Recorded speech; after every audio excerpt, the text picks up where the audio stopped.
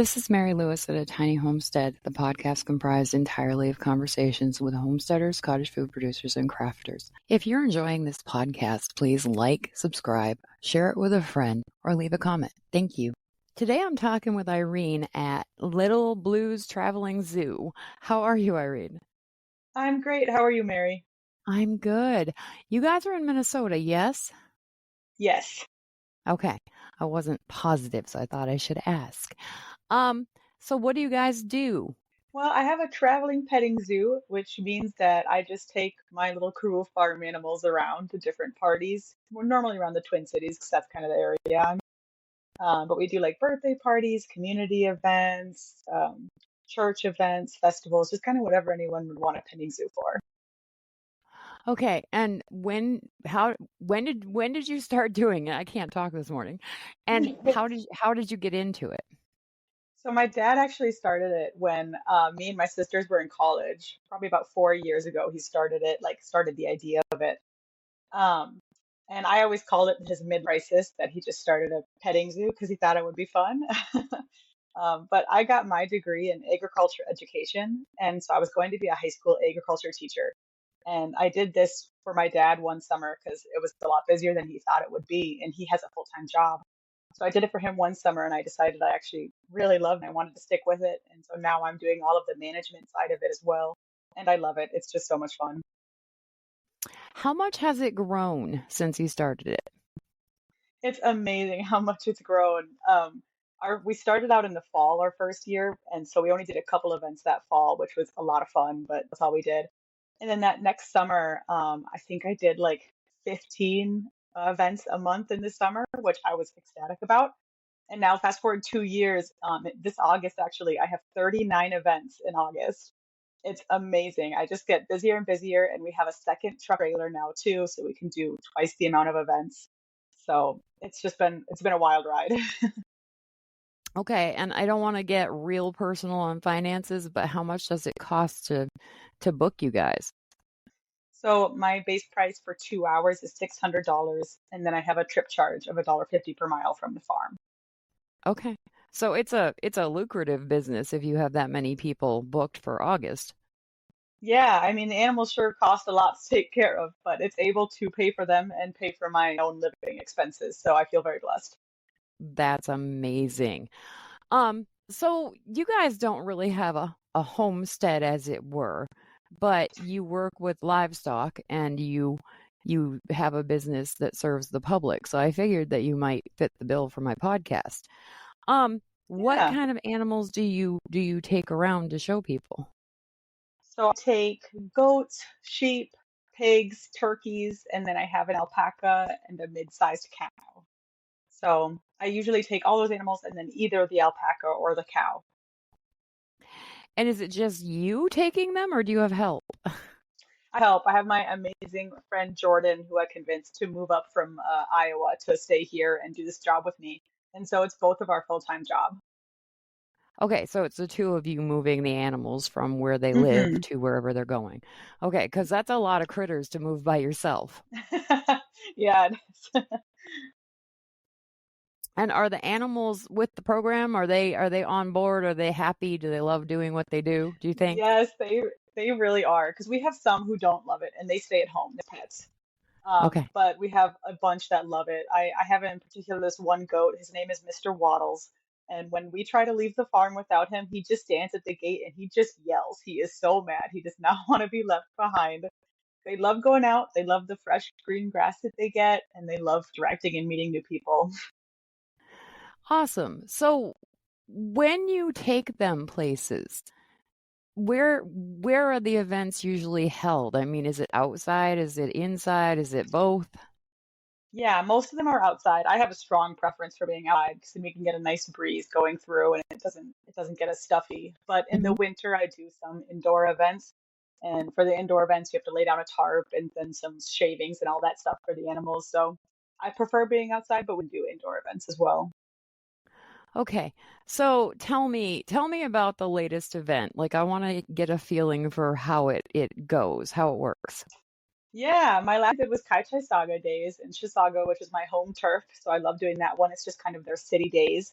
And so we get there about 45 minutes ahead of time to set up, pull the truck and trailer up into the park, and we have a 30 by 30 foot pen, just 6 foot panels that we connect to each other and make a big pen.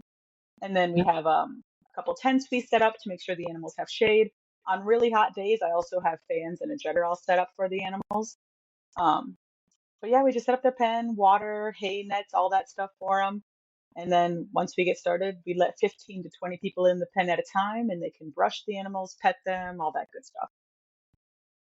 Okay, so what do people think when they come to these events or these birthday parties or whatever it is you're doing? I mean, what kind of feedback do you get? I get great feedback, which just makes me so happy. And the best thing that I can hear that people tell me how friendly and calm and healthy the animals are. Because I really do, we do pride ourselves on the animals are our family. You know, it's not like we get baby animals in the spring and get rid of them in the fall. They stay with us their whole life, and we just love them, and we try to take the best care of them possible. So people love it. They love how calm they are because for a lot of petting zoos, you don't get to actually go inside the pen with the animals, unlike with ours where you can come in and brush them and pet them and all that stuff. So that's the most kind of feedback I get is how calm and friendly they are. It just always makes me so happy. Yeah, I mean, obviously that's going to help if you want it to go well. I mean, I don't mean to state the Hmm. obvious, that's dumb, but yeah, you want your animals to be comfortable with people and new situations and new places because otherwise it would never work. Exactly, yeah. And I mean they're exposed to so much different stuff. So we were at a speedway, like a racetrack, and that was really fun. But they saw monster trucks for the first time. They weren't thrilled at first, but they settled in pretty quick once they realized nothing's gonna hurt them. Well, they're better than my dog. I can't take my dog anywhere because all she does is bark at people. She we got her in 2020, so she was never really socialized to anything because we didn't take Hmm. her anywhere because we didn't go anywhere. And All she was a right. puppy. So when people come to visit, she barks at them for a good 5 minutes and then she finally decides that it's safe to sniff their hand. And pretty much once she does that, she settles down. But Yeah. even in the car or the SUV, we park and if she's with us, she's in the back seat. And if anybody walks into the parking lot, even 100 feet away, she's barking at them. I'm like I'm No. like, you're so dumb. They're number one, they're not gonna hurt you, and number two, you might like them. But no, she doesn't. She does not Gotta people well. warn you. Yeah, she does not people well. So Yeah. so yeah, managing to get your farm animals acclimated to all the different things is a trick and it's a skill, and I'm really impressed because we can't get the dog acclimated to anything here. And my parents have a farm dog, and he's definitely not as well behaved as some of the farm animals are. Yeah, it's crazy. Dogs are supposed to be your best friend, and apparently she's just me and my husband and my son's best friend, and everybody else can just go away. I don't know. She's crazy. Um, okay, so I have I have questions, but I'm trying to phrase them in a way that doesn't sound obnoxious because they're kind of obnoxious. Um, so yeah, I'm stuck. Okay, do you have rules for when people go in with the animals? Yes, I do. My two main ones that I tell kids is no running and no feeding the animals. Because when we start getting food involved, my goats can get kind of jumpy, and I want them to stay as calm as possible. And maybe bring pigs as well. I don't want any little fingers near those pigs' mouths. Yeah, So no. those are my two main ones. I found, if you try to tell more than three rules at the gate, kids just stop listening. I don't blame them. Kids have a short attention span. They just want to come in, they want to visit the animals. So I kind of just stick to those two. And then we Yeah. have somebody monitoring everybody in the pen. And if they notice something like, a kid's trying to touch their legs or pull on their tail, you're like, oh, let's maybe not do that. But generally, it's just the no running and the no feeding, and that serves us pretty well. Okay, so I'm going to ask you the same question that I asked Andrew at the St. Croix Valley Hobby Farm when I interviewed him. He spoke very highly of you guys, and I think you guys have a working relationship somewhere along the lines. Yes. But I asked him because he has the hobby farm where he has people come in and visit with the animals. He doesn't, as last I knew, he didn't take them anywhere. Um, Hmm. I asked him if he requires people to wash their hands because during COVID and the bird flu thing that came through back years ago, the fairs were real hesitant to let people come Right. in and pet the animals. So do you require people to wash their hands or anything? I have hand sanitizer for people to use if they want. Hmm. Um, I mean, knock on wood, I haven't experienced any disease yet, and all of my animals are fully vaccinated. One of the big things too is when we show up to places where they have other animals they didn't tell us about, I'm very clear that we need to be far away from them. Hmm. They don't know what our animals have been through. We don't know what their animals have been through. Um, so I try to steer as clear away from that as possible. And because we do a lot of stuff in the cities, most of the city people, they don't have goats or chickens at home, you know? Yeah. But so I have the hand sanitizer. It's a little too difficult for me to lug around a hand washing kind of station. Um, but yeah, I mean, knock on wood, so we haven't had any disease incidents. Yeah, it's amazing to me how risky it is to bring a new animal onto your farm or into your Oh my property. gosh, yeah. And we have to be so picky now. Some of our first animals were rescues. You know, Hmm. you don't know what their background is like or where they've been. And now, as much as we love to rescue, we just can't really do that anymore, especially with like our goats and our sheep, because we need to know that they came from like a tested herd or a closed herd to make sure that we don't bring anything into our own herd. Absolutely. We were really stupid and really lucky a couple years ago. We had chickens already at our place, and we went and got like, I don't know, 10 more pullets. Hmm. And I didn't even think about the fact that we should have kept them separate for like a week. And Oh, so right. we basically let them in with the other chickens right away, and everybody got along. And then I was doing some research, obviously, because I'm about this homesteading thing. And then I started doing the podcast, and people are mentioning all the time that they tend to keep new animals in isolation for a little bit. We could have killed the chickens that we already had and had no idea why they died, if Hmm. by doing that. So we're actually going to be culling our flock here soon because they're lazy and they're not giving eggs and they're old. Yeah. And they're going to make Yep. excellent chicken stock, and then we're going to get new chickens next spring. And There you so go. when we get new chickens, I think we're just going to get as many as we think we need and call it good for a while. And that way we don't have to worry about introducing any new guys to the group. Yeah, that's a good plan. It is so stressful to introduce new animals. Yeah, and chickens are crazy. They either love each other immediately or they fight. Yeah, right. And then if there's like even just a little bit of blood on one of the other chickens, they really go for it. Yeah, they're destructive little dinosaurs is what they are. They are.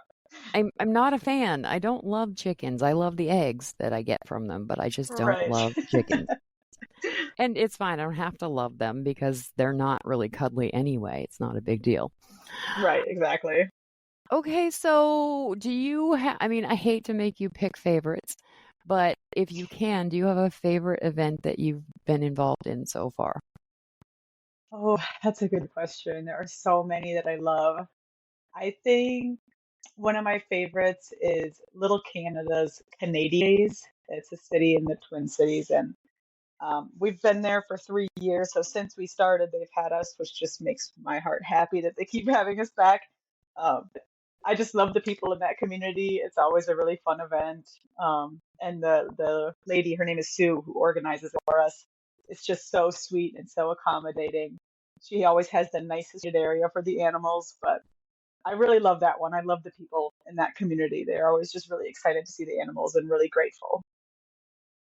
Awesome. Do you have a funniest story about any of the events that you've been at? Um, hmm. There's got to be I mean, something. kids can say the funniest things. Uh-huh. I've definitely got some funny quotes from kids. Um, I I had one of my goats. His name is Snoopy, and he's a boy goat, but they still have their little udders. Yeah. And this little boy kneeled down behind him and pointed up, and he whispered to his friend, and he was like, "He's got two weenies." And that was one of the funniest things I've heard from kids. But I can't think of a specific event that was really funny. I think a lot of like the child cares that we go to just they make me giggle just from the things that the kids say and how excited they are. Yeah, I love kids. I love kids from like, okay, my favorite age for kids is newborn to 6 months because they're snuggly and they're not mobile yet. That's my preference. I love it when they're all snuggly and they smell like brand new babies and you get to hold them all the time. I don't Yes. want any. Lord knows I don't want any more. I'm 54. I've raised four. I'm good. But I love babies. But I think my favorite age is probably from about 4 to about 8 when they're still small and Hmm. still pretty brand new to the world and they're still absorbing everything. And they Hmm. have no online editor. Whatever they're thinking is going to come out of their mouth. I think it's a Yeah, riot. exactly. I love some of the older kids too, from like 6 to 10. I love how Mhm. chatty they are. They always have so many questions for me about the animals. I did an event last week that was just these boys sat with me with one of those and were asking me just everything about how his horns work, why he's chewing his cud, all the stuff they were asking about his hooves. And when it was time for them to go, one of the boys looked up at me and he was like, "Next time you come, I want to talk about the sheep." And it was just so cute. They just love to learn and they're so curious. I just love that. They're sponges. They soak up everything. If they're asking Yes. questions, answer them because they'll stick with them forever. Um, Yes. okay, I do have a question about why goats chew their cuds, and I have another question about the regulations for all this. So let's start with why Mm. goats chew their cud, because I've talked to a lot of people about goats lately, but that has not come up. Yeah, well, the kids are always curious when they see them laying down and chewing. They're like, what are they eating? And I just always explain to them that it's their cud, that they have a ruminant digestive system like a cow, and the sheep Hmm. have that too, my alpaca as well. And so when the food moves into the first chamber, it sits there for a little bit and then they regurgitate it back up into their mouth and they chew it a second time and blow it and it moves it to the second chamber, eventually the third and the fourth, and it moves throughout their whole system. But I love telling that to the kids, and I'll tell them, especially my alpaca, after he's finished swallowing one bite of his cud, I'm like, okay, now watch his neck. And you see as he's regurgitating, because he's got such that long neck, you can see it moving all the way up through his neck until it comes up into his cheek.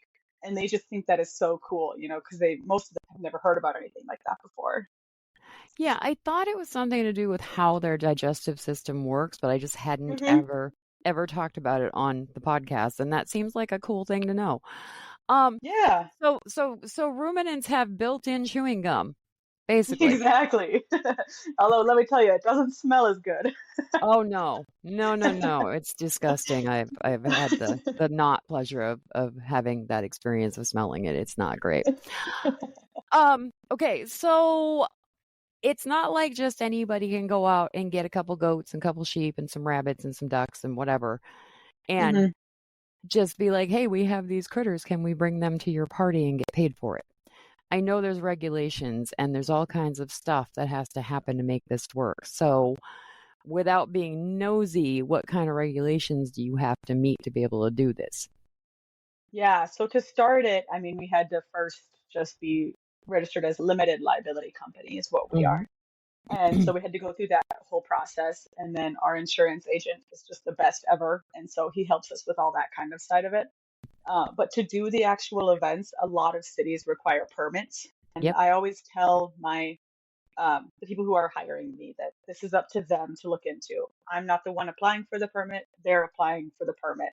And I'll just give them any information they need. They usually require vaccine records, and they need rabies certificates and the stuff that I always have on hand for them.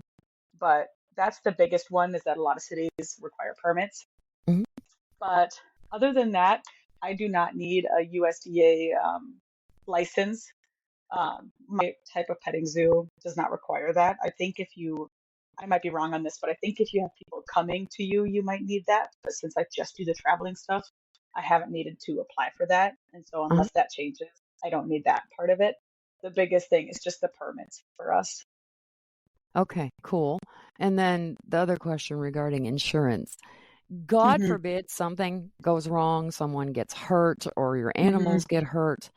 Is it the is it the person that is hiring you to bring your animals to the place that is hit with the insurance claim, or is it you, or is it both? I haven't encountered that situation yet, thank goodness. Yeah. um, But I think it will depend on the kind of event too, because me going to a daycare is a lot different than if I'm going to a huge city event where I'm interacting with the public.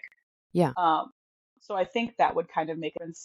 But I think that both of us would really have to work on that together. A lot of the schools that I work for, they always have contracts for me. They're pretty much the only ones that ever get contracts to me, Uh-huh. where we're working out those kind of details. If something happened, like my insurance would kick in and we would take care of that. So I think generally it would come to me and my insurance guy, but luckily we haven't had to deal with that yet. Yeah, there's so many rules and regulations for businesses that I'm Hmm. always curious to see what's involved in something like yours versus something like us with our farm to market garden that we sell produce Right. from. And we had to change, well, we didn't have to. We were gently persuaded by our awesome insurance guy to switch to farm insurance instead of homeowners insurance because it covers different things and it Yep. also covers the home under that policy. So for anybody listening and looking to get into a business, always, always, always talk to your insurance person about what you're doing and what needs to happen with insurance because it is not a great feeling to have something happen and realize that you are not covered. Right. Oh man, I owe my insurance guy so much. He knows what he's doing, and that's the important thing. Absolutely. Don't ever stick with the same insurance person either. If you don't get along and you don't see eye to eye with your insurance company, you don't have to stick with them. Find someone that Hmm. you actually like and click with because it makes it so much easier. Absolutely. And I mean, everybody can do how they want to do it, but we just found that the person that we dealt with was great about explaining things in not legalese, but in layman's terms, so that it was just easier to understand what the policy covered. Yep. Because legalese Absolutely. is a lot of doublespeak. It's a lot of words that you may not be familiar with. There's some Latin in there. And if you're not a word nerd, you may not understand what's being put in front of you. A lot of that just goes right over my head. Yeah. Yeah. If you're not in the business, you aren't necessarily going to understand everything that you're handed at an insurance meeting. Hmm. So, and it's not because we're stupid. It's just that that's not our specialty. Exactly. So yeah, it's important. And limited liability company or corporation, for anybody who doesn't know, that's what LLC stands for. When you hear a company name with LLC at the end, that's what that LLC stands for. So, okay, let me think. I don't know what else to ask you. Like I'm out of my depth here. Uh yeah, I'm stuck. Is there anything else you would like to talk about or share? Um, no, I mean, all of my animals, they live on our family farm. It's about 10 Mhm. acres, and we have like 52 animals now, but that's including chickens and all that stuff. Yeah. Um, but yeah, the 10 acres works really well for us. We have full-size horses that take up like 4 or 5 of the acres, and then a couple acres for the little animals. But yeah, we it's a lot of fun. I love doing the traveling stuff. I would never dip into the having people come to our farm territory. I'm Yeah. not interested in that. That seems like a ton more work. So, And more and liability. Yep. exactly, and it's my parents live there, so that wouldn't be. I love doing the traveling stuff, and it's been lucrative for us. So very blessed. Awesome. I do have a question. I just thought of while you're talking. Do you guys have merchandise? Do you have like t-shirts or hats or I don't know, You magnets know, or whatever? Yeah, we have coloring books, and my mom actually she has a boutique in town, and so she also makes like sweatshirts and t-shirts with those machines that can do that stuff.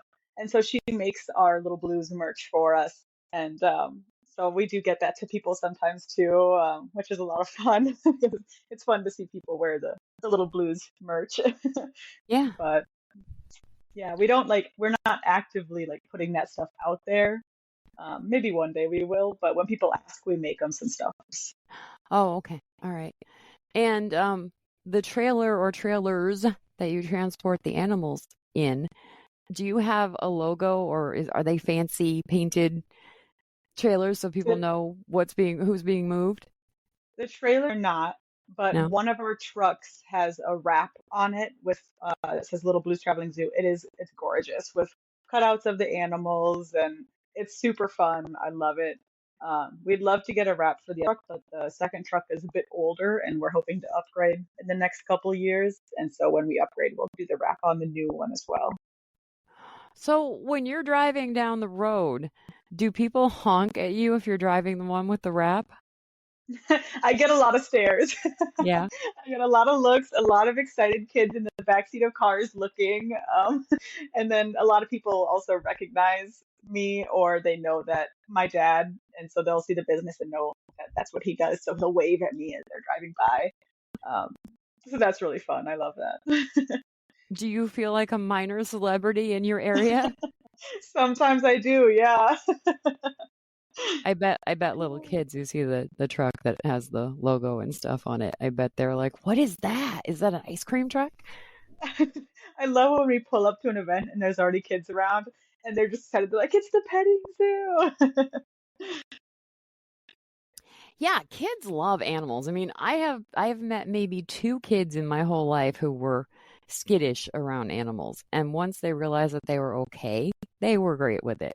My neighbor who lived across the street from us back when we lived in Jordan, Minnesota, she had a little girl, and I think it was the youngest one, and we had cats, and she came over with her kids, and the littlest one started crying as soon as she saw the cat.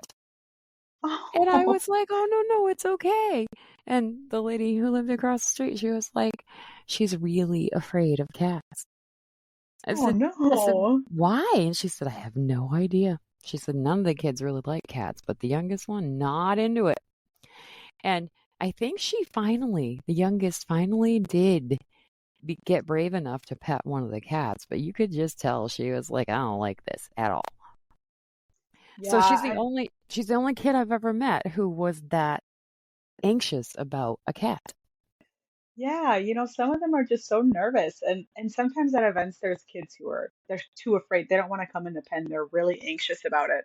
But after sitting outside the pen, because they'll just sit out there and look at the animals, 5 minutes, they start to get more interested and more brave. And then my favorite is seeing kids like that come into the pen and just like blossom. They just get so excited and they get more comfortable. They're not nervous of the animals anymore.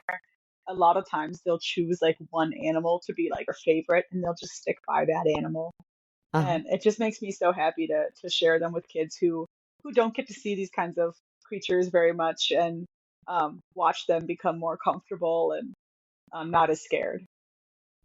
Yeah, I can't imagine life without some kind of pet or Hmm. or livestock animal. I mean, we don't really have livestock animals. We have barn cats and chickens. That's about as far as we go with livestock. But growing up, we always had a cat or a dog or both. I mean, I don't remember a time when we didn't have a pet. And the idea of not having a pet, if you're a family with kids, is just foreign to me. I don't get it. Hmm. Well, I think animals and having pets can teach a lot to children about responsibility and empathy, all that good stuff, respect.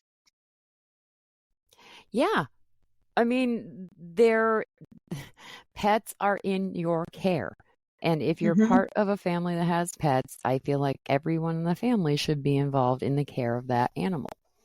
And Yes, I I agree. don't care. I don't care if it's a toddler. Toddlers can get kibble for the cats or the dog or whatever and And they pour it in the love to bowl. do it most of the Yeah. time. I had a job when I was younger as a camp counselor for a farm camp, and one of the things the kids would do is help feed the animals and give the animals water. And the little toddlers would do it, and they just love it. They love that responsibility and like knowing that they're like taking care of something. Yes, I love it when 2-year-olds say, "I do it." Yes. It's one of my favorite things ever. And then they say, no, I don't want to do it by the time they hit 13, 14. So Yeah, exactly. what happened to the excitement and the grin and the smile and the I do it part? That was great. Bring that back. Well, Irene, I really love the idea of what you're doing. And if I had small children, I would maybe entertain the idea of having you guys bring your critters to my place for a birthday party, but I don't have small children anymore. So I Well, have thank you. grown-ups now. Maybe we'll see you at a public event. Could be. Never know. Stranger things have happened. I appreciate you taking the time to talk with me, though, Irene. All joking aside, this has been great. Thank you so Yeah, much. thanks for having me, Mary. It's been fun. All right. Have a great day. You too.